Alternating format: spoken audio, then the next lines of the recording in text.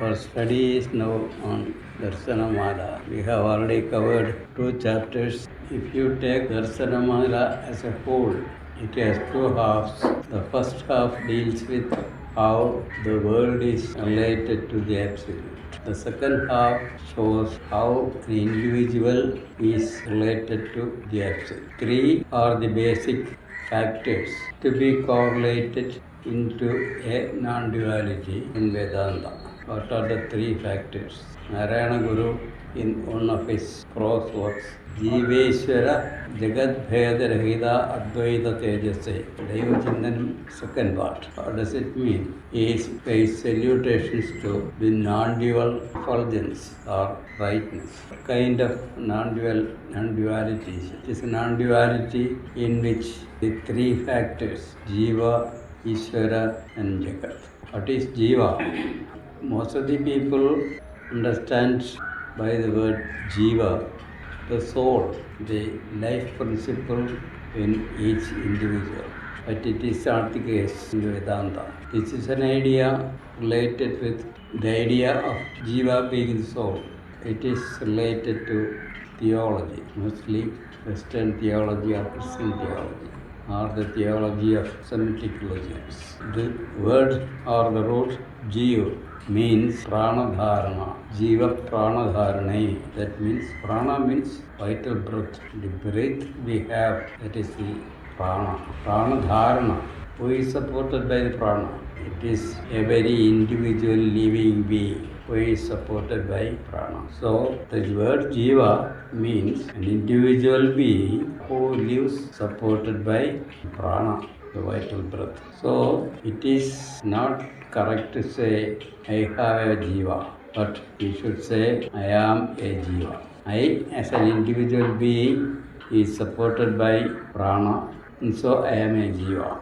So every individual being is a jiva. So individual living being, first factor. Second factor is Jiva Ishvara. Ishvara, God, it in Vedanta stands for the Absolute. The word Ishvara is sometimes replaced, the word Absolute or Brahman is sometimes replaced by the word Isha. In the Ishavasya Upanishad, it begins with the word Isha. So that word is acceptable to Vedanta. Jiva, Ishvara, Jagat, the word. So these 3 factors are to be correlated into a non-dual vision. So that is the basic nature of Vedantic thinking. Then with this outlook, or in-look, I would say, you have to use the word in-look. I don't know whether such a word is not found in the dictionary, but I liked that word.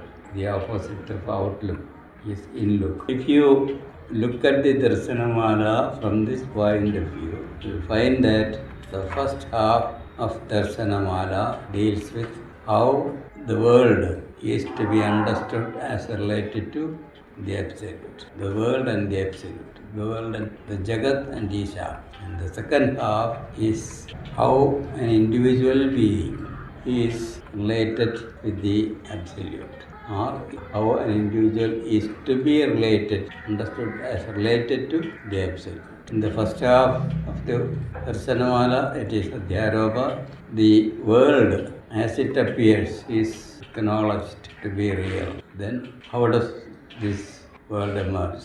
From where does it emerge? Such problems arise. And all these problems are answered in the first chapter. And then it ends with saying, Sarva eva saha. That root cause is Bhagavan, Parameshwara, or God. And finally it is that Sarva eva saha. Everything that forms the world is not to be understood as created by God or Bhagavan or Parameshwara, but is to be understood as one with God or Parameshwara. And in the second chapter, all that is acknowledged as real in the first chapter is negated. First, with the help of the causality, the idea of causality. Then cause alone is real, effect is not real. Say something about cause and effect in the present chapter. At the end of the second chapter, it is said, Sarvam hi Satchidanandam. Everything is nothing but Satchidananda. And now we come to the third chapter where the Asatya Darsana is presented. What is the essential content of this one chapter? It is how this unreal world happens to be here. We have already seen it is unreal. Then how does this unreal world appear to be real? That is the problem dealt with in the Satya Darsana. When we go to the next chapter, we go into more subtle problem of Maya. Satya Darsana itself, it is said, Maya eva jagadam adikaranam. Maya itself is the original cause of all these worlds. So what is Maya? What are the factors in it? Maya is something that cannot be defined, that we have to deal with when we go to the next chapter. And in the fifth chapter, the subtlest aspect of reality. How does this world emerge? It emerges as the bhana of the one consciousness reality or the chit. Bhana means the manifest form of chit or consciousness. That is the first half.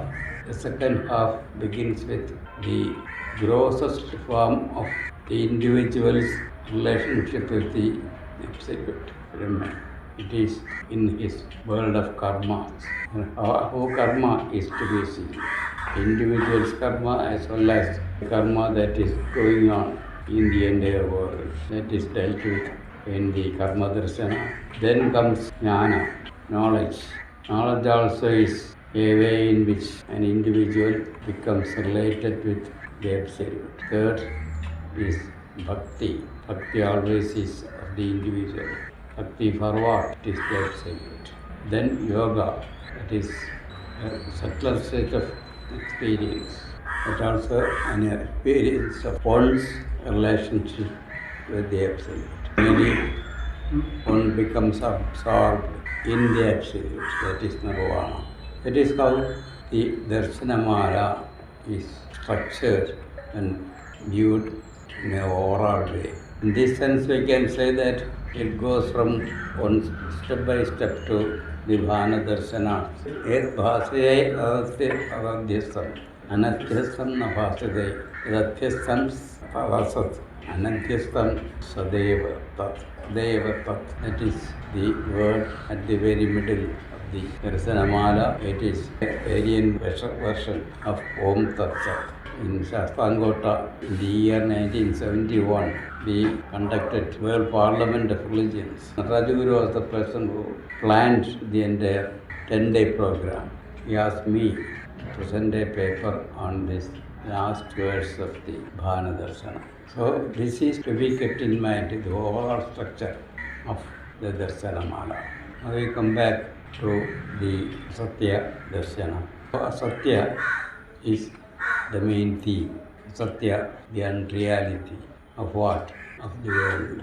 So how does it, even when it is asatya, unreal, how does it appear to be before us as a phenomenon? So that is why Rajaguru named this chapter Phenomenology. Manomayam idam sarvam na manakvapi vidyade ato vyamniva niladi drishyate jagat atmani. Manomayam idam sarvam na manakvapi vidyade. It's a very mysterious statement. Everything in this indeed is mind in essential content. But mind as such doesn't exist. So it is in the non-existent mind that the world is existent. The essential content of this world is manas, and that manas as such doesn't exist. Oh, how is it? Who will agree that there is no mind? Without a mind, I cannot sit here and give you these words. Everyone knows and feels the presence of mind. Without mind working, no human being can live even a moment other than in the state of deep sleep. What does it mean? Vedanta claims there is no mind. But we know the universities have a department of psychology that deals with mind. And will any one of them in the universities agree with the statement that there is no phenomenon called mind? No, they will never agree. Instead of agreeing, they divide this mind into different levels. Consciousness, unconsciousness, subconsciousness, and what else? Consciousness, pre-conscious or subconscious. So all these are different levels of consciousness, of mind that is arised. You don't know whether such levels exist or not, but in their theory at least they exist. So what is meant by the statement, there is no mind either? I have asked many psychologists, even PhD holders in psychology, what is mind? How does psychology define mind? I have gone through the encyclopedia of psychology, dictionaries of psychology to find out how mind is defined. No, there is no definition of mind in any of these books. There is a book, very big volume, called Encyclopedia of Psychology. A professor working in the Cambridge University sent me a copy of it. There is no definition of mind in it. No psychologist gave me a definition of psychology. Some say, oh, it is some side effect of some kind of process that goes on within brain. Brain is a matter, a material thing. Many constant changes take place in it. As part of it, some changes create mind as a side effect of it. Who knows? Is it merely a kind of assumption, or is it a scientifically proved reality? No one has scientifically proved it. But one idea behind this kind of concept is that the idea that everything is caused by mind. So, brain is a material thing. So, mind is an effect of this object called brain, which is a material entity. What can we say? Mind creates the effect in that material thing. Mind is a phenomenon that can cause certain effects in the matter we call brain. Can we say that? There is no objection in saying that, but the only objection is that no. Only material thing can create certain things. Therefore, it is caused by brain. So the brain causes the phenomenon. What is meant by cause? How a cause is related to an effect. This is the cause and this is an effect. How this is related to this? Is there any philosophical explanation of it? When I was in Fiji, when I was trying to write a commentary on the Vedanta Sutras of Narayana Guru, there is one sutra in it, Karya Karma Par. So when I came through this sutra, I thought, how is cause related to its effect? I tried to study the theories of cause and effect or causality given by almost all the philosophers, but I couldn't find a satisfactory explanation of it. Then I have to create my own theory of causation. What is it? This Prakriti, nature, is always in the constant process of change. It never remains changeless anywhere. What is meant by change? One state of existence changes into another state of existence. That state of existence changes into another state of existence. It goes on everywhere in all respects. Then a previous state of existence of something, we call it a cause. The latter state of existence of the same thing we call effect. So cause and effect is not seen in the Prakriti. What happens in Prakriti is simply flow of events. By relating these flow of different stages of this flow of events, we say the former state is the cause, latter state is the effect. Then this chain of causation goes on endless. That is my explanation on this subject. Here also, Manomayamidam Sarvo. What is meant by saying Manomayamidam Sarvo? Manas will be stated later in the same chapter as Sankalpa. So, Sankalpa is what creates or what remains as the essential content of the world. Whose Sankalpa is it? Is it our own Sankalpa or is it the Sankalpa of God? Or there is reference to this in the Upanishads, in certain Upanishads. Sovakalpayada Bahusyam Prajayayeti. That means he, the Absolute or Atman, Akalpayada, at the imagination. Sankalpa doesn't simply mean imagination. Sankalpa includes imagination, ideas, all kinds of ideas that get formulated within us. They are all collectively referred to as Sankalpa. Sovakalpayada Bahusyam Prajayayeti. It had the idea. In the Bible also, in the book Genesis, we see the same thing. In the Bible also, in the chapter Genesis, when it pictures the creation of the world in 6 days, at every stage, it would be said, he had the imagination, let this be there. It came into being. So the imagination, the idea is the idea that was the cause. And as an effect of it, so the idea of God was there, it got materialized as the world. In the Upanishad also it is said, Swakalpayata. He imagined, he had the idea, Bahusyam Prajayayeti. Let me become many, and thus the world of multitudes of entities emerged. That is the picture we see in the Upanishads also. So it is the idea that happened in the consciousness. In Narayana Guru's Malayalam works, Atmapadesha is Arivu, this absolute reality is referred to as Arivu. And in this Arivu or pure consciousness, there emerged an idea, and that idea got materialized. I told you that there is no definition of mind in psychology. Nowhere do we see a definition of mind. But there is a picture or definition of mind we see in Vedanta. It is very clearly depicted in the Yoga-Vasishta. Its essence is Jnana-Vasishta. That Jnana-Vasishta is the only one Vedanta text that I have gone through that contains the essence of the entire Indian psychology or Indian ponderings on mind.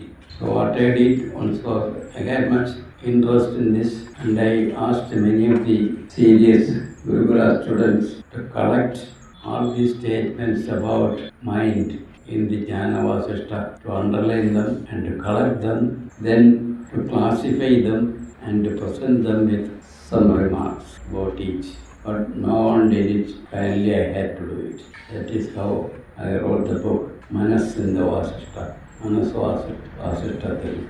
And now it is translated into English. It is yet to be word processed. Patanjali Yoga Sutra, it doesn't give such a very clear picture. Then Vasishta tells us what mind is and how mind is unreal. What is ultimately real is Brahman alone or Atma alone. In Narayana Guru's words, it is Arivu alone. And in this one Arivu or consciousness, there emerges an imagination. I told you that there was a statement in the Upanishad, So Akalpayata, Bhusyam Prajayayeti. So there happened an idea in it. And there can be, Narayana Guru says, Aruvini Shakti Anandam. Infinite are the potentials that is hiding within consciousness. Of such so many potentials, one potential is to have idea, to have sankalpa. When this consciousness exists or functionally exists by having the function of sankalpa, that consciousness is called mind, manas. Pure consciousness or Atma or Brahman alone is the one and only reality. And in that pure consciousness, the potentials, there are infinite potentials. And one of such potential is to have sankalpa. And when this consciousness exists by having this Sankalpa as its function. Then that consciousness is called Manas. So, what exists ultimately is only consciousness. Its state of existence with Sankalpa for its function, then it is called Manas. That means Manas as such has no existence of its own. What exists is consciousness alone, and no Manas as such exists. A state of existence, subconsciousness with Manas for its function is called, and Sankalpa for its function is called Manas. That is why it is said in the beginning of this chapter, Manakvavi Vidyade. Even though this world is Manas, that means Sankalpa. Later in another verse it will be said, Sankalpa Manaso Kashin Nahi Vedosti. There is no distinction between Manas and Sankalpa. Sankalpa itself is Manas, Manas itself is Sankalpa. So such a Sankalpa, such a Manas, in essential content is the world. So God had the idea, God had Sankalpa, let this world be there. The world came into existence. That's God. Then this world is the Sankalpa of God got materialized. That means the world that we see here is Sankalpa in its essential content. And whose Sankalpa is it? It is God's. But who are we? We are also. That Isha is, God is what we call Atma also. Atma is consciousness in a sense. And that consciousness is itself that functions within us as our own consciousness. That's it. As the consciousness in our individual being. Then this consciousness and that consciousness are not different in essential content. So it is to say that this Sankalpa is of Atma, and to say that this Sankalpa is my own. Both are correct. You think you are imagining with your mind, but our Gurus and our Upanishad Rishis say it is the consciousness that imagines, and that consciousness when you imagine is called the mind. Then you think your mind is that things. Who is correct? You are correct, or the Rishi is correct? The Rishi says there is one consciousness, that consciousness itself is that functions in you as your consciousness, and that consciousness has imagination for one of its functions, and when that consciousness has imagination for its function, it is called mind. And you say it is you are having your imagination with your mind. Whose mind is it? Is it your mind or the mind of that consciousness? It is very difficult for you to understand these Rishi's words. Then if you want to understand these words of the Rishis, another Rishi will say, Tapasa Brahma Vijijñāsatva. You go and do tapas, and then you will understand what is Brahman and its imagination is. Ato vyomniva dilādi drishyate jagat atmani. Therefore, Ato vyomniva dilādi, just as you see blue color in the sky, drishyate jagat atmani, you perceive the world. Where do you perceive it? In the self. But that self is what is not hides from you, and that is the reason why you are asking all these questions. That Atma is ununderstandable, but it needs tapas to understand it. When you perceive that tapas, then you will perceive what kind of imagination it has and how does it appear as this world, just as blue color appears in the sky. മലയാളികൾക്ക് ആണെങ്കിൽ അല്പം മലയാളത്തിലാണെങ്കിൽ കൂടെ പറയാം. ആത്മാവ് എന്താണ്? മനഃപ്പാപി വിദ്യത. ആദ്യം പറഞ്ഞു മനോമയമാണ് ഈ സർവപ്രപഞ്ചം. സർവപ്രപഞ്ചത്തിലും സത്യമായിരിക്കുന്നത് മനസ്സ് മാത്രമാണെന്ന് പറഞ്ഞു. ആദ്യത്തെ വരിയിൽ പറഞ്ഞു. രണ്ടാമത്തെ വരിയിൽ ഉടനെ പറയുകയാണ് മനഃപ്പാപി വിദ്യത. അങ്ങനെ മനസ്സ് എന്നൊന്നില്ല എന്ന്. അപ്പോൾ ഇല്ലാത്ത മനസ്സിൽ ഉണ്ടായ അല്ല ആ മനസ്സാണ് ഈ ലോകമായി തീർന്നിരിക്കുന്നത് എന്ന്. മനോമയമിതം സർവം, മനസ്സാണ് സകലതും. എന്നാൽ ആ മനസ്സ് എന്നൊന്നില്ല. ഇത് വളരെ ഇംഗ്ലീഷിൽ പറഞ്ഞാൽ പാരഡോക്സിക്കലായിട്ട് വിപരീത സ്വഭാവമുള്ള പരാമർശമാണ്. സകലതും മനസ്സാണ്, പക്ഷേ മനസ്സ് എന്ന് പറയുന്ന ഒന്നില്ല. പിന്നെ എന്ത് മനസ്സെന്ത്? നമ്മുടെ സൈക്കോളജി എന്ന് പറയുന്ന ഒരു ശാസ്ത്രം വികസിച്ചു വന്നിട്ടുള്ളത് മനസ്സിനെ പറ്റി ഉള്ള പഠനം എന്നുള്ള നിലയിലാണ്. ഈ മനസ്സിനെ തന്നെ sub conscious, conscious, sub conscious, unconscious ഇങ്ങനെയൊക്കെ പല ലെവൽ ഉള്ളതായിട്ടും ശാസ്ത്രജ്ഞന്മാർ സൈക്കോളജിസ്റ്റ് കണ്ടെത്തിയിട്ടുണ്ട്. നമ്മുടെ ഗുരുക്കന്മാർ പറയുന്നു അങ്ങനെ ഒരു മനസ്സില്ല എന്ന്. ഏതർത്ഥത്തിൽ? ഇപ്പോൾ ഇവിടെ നിന്ന് ഒരാൾ പറഞ്ഞു മനസ്സ് കൊണ്ടല്ലേ നമ്മൾ സങ്കല്പിക്കുന്നത് എന്ന്. മനസ്സ് കൊണ്ട് സങ്കല്പിക്കുന്നോ നമ്മൾ സങ്കല്പം ഉണ്ടാകുന്നത് കൊണ്ട് അതിനെ മനസ്സ് എന്ന് നമ്മൾ വിളിച്ചോ? മനസ്സ് സങ്കല്പിച്ചു എന്ന് കരുതുന്നു. നമുക്കറിഞ്ഞൂടാ. ഗുരു പിന്നീട് പറയും പിന്നെ ഇതൊക്കെ ഇങ്ങനെ ഇതെല്ലാം സംഭവിക്കുന്നു. ഇന്ദ്രജാല വിവാത്ഭുതം, ഇതൊക്കെ ഒരു ഇന്ദ്രജാലം പോലെ മഹാ അത്ഭുതം എന്നെ പറയാനാവും. അവസാനം ഇതിനൊരു എക്സ്പ്ലനേഷൻ ഒന്നും കൊടുക്കാനില്ല എന്ന്. എന്നാലും എന്താണ് മനസ്സ് എന്നുള്ളത് ഞാൻ ഒരുപാട് സൈക്കോളജിസ്റ്റിൻ്റെ അടുത്ത് ചോദിച്ചിട്ടുണ്ട്. PhD ഉള്ള സൈക്കോളജിയിൽ PhD ഉള്ള പലരും എനിക്ക് പരിചയമുണ്ട്. ഞാൻ അവിടത്തൊക്കെ ചോദിച്ചിട്ടുണ്ട്. അവരാരും എന്താണ് മനസ്സ് എന്ന് പറയുന്നില്ല. Encyclopedia of psychology, dictionary of psychology ഇങ്ങനെയുള്ള പുസ്തകങ്ങളൊക്കെ എൻ്റെ കൈവശമുണ്ട്. അതിലൊന്നും മനസ്സ് എന്ന് പറയുന്ന ഒന്ന് എന്താണെന്ന് വ്യക്തമായിട്ട് പറയുന്നില്ല. അപ്പോൾ ഒരു വ്യക്തതയും ഇല്ലാത്ത, എന്താണെന്ന് അറിയാൻ പാടില്ലാത്ത ഒരു പ്രതിഭാസത്തെ പറ്റി പഠിച്ചാണ് സൈക്കോളജി എന്ന് പറയുന്ന ശാസ്ത്രം ഉണ്ടാക്കിയിട്ടുള്ളതെന്ന് പോലും എനിക്ക് തോന്നുന്നു. അതേസമയം എനിക്ക് വ്യക്തമായ ഒരു രൂപം മനസ്സ് എന്ന് പറഞ്ഞാൽ എന്താണ് എന്നുള്ളത് കിട്ടിയത് ജ്ഞാനവാസിഷ്ടത്തിൽ നിന്നാണ്. ഞാൻ പുസ്തകം എത്രയോ തവണ വായിച്ചു, പല പ്രാവശ്യം വായിച്ചിട്ടാണ് ഇങ്ങനെ ഒരു രഹസ്യമായതുകൊണ്ട് അത് തെളിഞ്ഞു കിട്ടിയത്. ഏത് രഹസ്യമാണ്? മനസ്സിനെ പറ്റി അറിയേണ്ടതെല്ലാം അതിനകത്ത് പറഞ്ഞിട്ടുണ്ട്. പല സ്ഥലങ്ങളിലായിട്ട് ചിതറിക്കിടക്കുക കഥകൾ പറഞ്ഞു പോകുന്നതിൻ്റെ കൂട്ടേയും ഇവിടെ അങ്ങനെ പലത് പറയുന്നതിൻ്റെ കൂട്ടത്തിൽ മനസ്സിനെ പറ്റി ഒരു സെൻറ്റൻസ്, മനസ്സിനെ പറ്റി പരാമർശിച്ചിട്ടുള്ള സെൻറ്റൻസുകൾ അതിനകത്ത് എവിടെയൊക്കെ ചിതറിക്കിടക്കുന്നു അവിടെയൊക്കെ അതിന് ഞാൻ അണ്ടർലൈൻ ചെയ്ത് വെച്ച് അവസാനം അതെല്ലാം കൂടെ ഒരു പുസ്തകത്തിനകത്ത് എഴുതി പിന്നെ അതിനെ പല വിഭാഗങ്ങളായിട്ട് ക്ലാസിഫൈ ചെയ്ത് ജന്മത്തെ സംബന്ധിക്കുന്നത്, സൃഷ്ടിയെ സംബന്ധിക്കുന്നത്, ഇങ്ങനെ അവസാന യോഗം വരെയുള്ള എല്ലാ വിഭാഗങ്ങളിലും പെടുന്നതായിട്ട് അതിനെ ഞാൻ ക്ലാസിഫൈ ചെയ്ത് ആ ഓരോ പരാമർശത്തെ പറ്റിയും പിന്നെ എൻ്റെ ചില റിമാർക്കുകളും കൂടെ ചേർത്ത് ആണ് മനസ്സ് വാസിഷ്ടത്തിൽ എന്ന് പറഞ്ഞൊരു പുസ്തകം പ്രസിദ്ധീകരിച്ചത്. അത് കേരള ഭാഷാ ഇൻസ്റ്റിറ്റ്യൂട്ട് ആദ്യം പ്രസിദ്ധീകരിച്ചു. ഇപ്പോൾ അത് നമ്മൾ തന്നെ പ്രസിദ്ധീകരിച്ചിരിക്കുകയാണ് വീണ്ടും.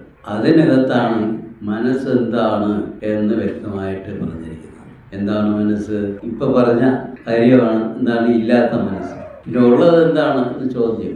ബോധമാണുള്ളത്, അറിവാണുള്ളത്, ആത്മാവാണുള്ളത്, ഇതെല്ലാം ഒന്ന് തന്നെ. പിന്നെ ബ്രഹ്മമാണുള്ളത് എന്നൊക്കെ പറയാം. ഈ ബോധത്തിൽ ഒരു സങ്കല്പമുണ്ടാകും. അപ്പോൾ നാരായണഗുരു തന്നെ ഒരു സന്ദർഭത്തിൽ പറയും അറിവിന് ശക്തി അനന്തമുണ്ട്. ഈ ബോധം എന്ന ഒരു സത്യത്തിൽ അത് അന്തർഭവിച്ചിരിക്കുന്ന കഴിവുകൾക്ക് അവസാനമില്ല, ശക്തികൾക്ക് അവസാനമില്ല. അതിലൊരു ശക്തിയാണ് സങ്കല്പിക്കുക എന്നത്. അറിവിന് ബോധത്തിൽ സങ്കല്പിക്കുക എന്ന ഒരു വൃത്തിയുണ്ട്. സങ്കല്പിക്കുക എന്ന് പറഞ്ഞാൽ ഇംഗ്ലീഷിൽ ഇമാജിൻ എന്ന് പറയുന്നത് പോലെ ആ അർത്ഥത്തിൽ മാത്രം എടുത്താൽ പോരാ. നമ്മുടെ ഉള്ളിൽ എന്തെല്ലാം ആശയങ്ങൾ രൂപം കൊള്ളുന്നു അതെല്ലാം സങ്കല്പത്തിൽപ്പെടും. അങ്ങനെ ഉള്ള സങ്കല്പം ബോധത്തിൽ അറിവിൽ രൂപം കൊള്ളുമ്പോൾ ആ അറിവിന് കൊടുത്തിരിക്കുന്ന പേരാണ് മനസ്സ്. ആ അർത്ഥത്തിലാണ് പറയുന്നത് എന്ത് മനസ്സ് എന്നൊന്നില്ല. പിന്നെ ഉള്ളത് എന്താ? ബോധത്തിൽ സങ്കല്പം എന്ന ഒരു ഒരു ഫംഗ്ഷൻ നടക്കുമ്പോൾ അതിന് കൊടുത്തിരിക്കുന്ന പേരാണ് മനസ്സ്. ഇതാണ് വേദാന്തത്തിൻ്റെ വ്യക്തമായ നിലപാട് മനസ്സിനെ സംബന്ധിച്ച്. അതുകൊണ്ടാണ് ഗുരുവിനോട് പറയുന്നത് നമനക്വാമിവിദ്യതേ. അങ്ങനെ ഒരു മനസ്സ് എന്നൊരു സത്യമില്ല. പിന്നെ ഉള്ളത് എന്താണോ? ബോധം അല്ലെങ്കിൽ അറിവ് എന്നൊരു സത്യമാണുള്ളത്. അതാണ് കഴിഞ്ഞ ചാപ്റ്ററിൻ്റെ അവസാനത്തിൽ ചിദേവ നാന്യതാഭാവി ചിതപ്പരഭവന്. ചിത്ത് അറിവ് തന്നെയാണ് ഇവിടെ പ്രകാശിച്ചുകൊണ്ടേയിരിക്കുന്നത്. അതിനപ്പുറത്തിന് ഒരു സത്യമില്ല. അതിനെ തന്നെയാണ് സച്ചിദാനന്ദം എന്ന് വിളിച്ചത്. ആ സച്ചിദാനന്ദത്തിൽ നടക്കുന്ന ഒരു വൃത്തി എന്താണ് സങ്കല്പം എന്ന വൃത്തി. ചിദപരമതോനദി, ചിത്തിനപ്പുറത്ത് സത്യമില്ല. പിന്നെ മനസ്സെന്ന് പറയുന്നത് ആ ചിത്തിൽ ഉണ്ടാകുന്ന ഒരു സങ്കല്പം. സങ്കല്പത്തോടു കൂടിയിരിക്കുമ്പോൾ ഈ ചിത്തിന് കൊടുത്തിരിക്കുന്ന പേര് ആ അർത്ഥത്തിൽ പറയുന്നു എന്താണ്? മനഃവാഭിവിദ്യത, അങ്ങനെ മനസ്സ് എന്നൊന്നില്ല. അതോ വ്യോമനീയ നീലാദി ദൃശ്യ. Then what is the nature of the world that we see here? It is just like the blue color that we see in sky. Look at the sky, you will see that it is blue in color. But everyone knows that there is no such blue color there. Then what is it? It is just a kind of phenomenon that happens within consciousness. Where do you see it? You see it Jagat Atmani. Just as you see the blue color in the sky, the unreal blue color in the sky. This is Asatya Darshana, unreal. Asatya means unreal. So we have Drishyate Jagat Atmani. In the same way, we see that world also. World also is like the blue color. And what is the sky? Sky is Atma. So in the sky of Atma, you see the blue color like existence of the world. That is the only explanation from this point of view we can give to the existence of the world. This point of view, though sounds very peculiar, it is fully in line with all the scriptures, even from the side of Semitic religion. Semitic religions also, you see the world's emerging is from the imagination God. God imagined the world came into being. That means the imagination of God that got materialized as the world. Here also it is the same. And where does this imagination exist? It exists in God. So God's existence and imagination's existence cannot be separated. Or we can also say the imagination is unreal because it is one with God. So it is God himself that appears as the world. Here it is said the world is seen in the being of Atma. Just as the blue sky, blueness of the sky is, the blueness is seen in the sky. ഇങ്ങനെയാണെങ്കിൽ പിന്നെ ഈ ലോകം എങ്ങനെയുണ്ടായി? എവിടെ അതിൻ്റെ സ്ഥിതി എന്ത്? ഒരു പറയുന്നു, നിങ്ങൾ ആകാശത്തിൽ നോക്കുമ്പോൾ നീലനിറം കാണുന്നില്ലേ? കാണുന്നു. അതവിടെ ഉണ്ടോ? ഇല്ല. പിന്നെന്തുണ്ട്? എംപ്റ്റി സ്പേസ് മാത്രമാണ് ഉള്ളത്, ശൂന്യാകാശം. പിന്നെ അതൊരു ആകാശം ഇങ്ങനെ ഒരു വലിയ കുട പിടിച്ചത് മാതിരി ഇങ്ങനെ ആകാശം നിൽക്കുന്നു. അതിന് നീലനിറമാണ്. ആ നീലനിറം എവിടെ നിന്നുണ്ടായി? അത് നമ്മുടെ കാഴ്ചയുടെ ദോഷത്തിന് പറയാനാണ്. അതുപോലെ ഈ ലോകത്തെയും നമ്മൾ കാണുന്നത് നമ്മുടെ കാഴ്ചയുടെ ദോഷം കൊണ്ടാണ്, അല്ലാതെ ലോകമായിട്ട് അവിടെ ഉള്ളതല്ല. പിന്നെ ഉള്ളത് എന്താ? ആത്മാവ്. ആത്മാവെന്ന് പറയുന്ന അറിവ് വെറുതെ ഇരിക്കില്ല. അറിവിന് ശക്തി അനന്തമുണ്ട്. അതിൻ്റെ അനന്ത ശക്തികൾ എപ്പോഴും അതിൽ നിന്ന്, ആത്മാവിൽ നിന്ന് വെളിപ്പെട്ട് വന്നുകൊണ്ടേയിരിക്കും. ആ വന്നുകൊണ്ടിരിക്കുന്ന ശക്തികളൊന്നും തന്നെ ആത്മാവിൽ നിന്നും മന്യമല്ല. ആത്മാവിന്റെ ശക്തികൾ നാം ലോകമായി അനുഭവിച്ചുകൊണ്ടിരിക്കുന്നത്, നമ്മുടെ ജീവിതമായി നമ്മൾ അനുഭവിച്ചുകൊണ്ടിരിക്കുന്നത്, നമ്മളായി അനുഭവിച്ചുകൊണ്ടിരിക്കുന്നത്. നമ്മുടെ ജീവിതത്തിലെ ഓരോ നിമിഷവും നമുക്കങ്ങനെ ആത്മാവിൽ നടക്കുന്ന ആത്മാവിൻ്റെ ഒരു കളിയായിട്ട് കണ്ടുകൊണ്ടിരിക്കാൻ സാധിക്കുമെന്നുണ്ടെങ്കിൽ അത് തന്നെയാണ് ജീവിതത്തിൽ നമുക്ക് നേടാവുന്ന ഏറ്റവും വലിയ ആനന്ദം, മൂർത്തത്വം. അവിടെ ജനനവുമില്ല, മരണവുമില്ല. ആത്മാവിന് മരണവുമില്ല. ആത്മസത്യം തന്നെയാണ്, ആ അറിവ് തന്നെയാണ് നമ്മളായിട്ടിരിക്കുന്നത്. നമ്മളിലുള്ള സത്യത്തിനും ജനന മരണങ്ങളിൽ നമ്മൾ അമൃതന്മാരാണ്. അത് എപ്പോഴാണ് അറിയുന്നത്? ഇതെല്ലാം ഒരു ആത്മാവ് ആകാശത്തിൽ ഉണ്ടെന്ന് തോന്നുന്ന നിലനിൽപ്പ് മാത്രമാണ് ഈ ലോകം. നമ്മുടെ ജീവിതം, ലോകം മാത്രമല്ല നമ്മുടെ ജീവിതം. നമ്മുടെ ജീവിതത്തിലെ ഓരോ സംഭവവും, ഓരോ സുഖവും, ഓരോ ദുഃഖവും ഒക്കെ ആ ഒരു കളിയുടെ ഭാഗം മാത്രമാണെന്ന് കണ്ടാൽ അപ്പോഴാണ് നാരായണഗുരു പറഞ്ഞതുപോലെ അറിവിൽ അനാദിയതായി നടന്നിടും തൻ തിരുവിളയാടൽ ഇതെന്നറിഞ്ഞിടേണം എന്ന അനുഭവം ഉണ്ടാകുന്നു.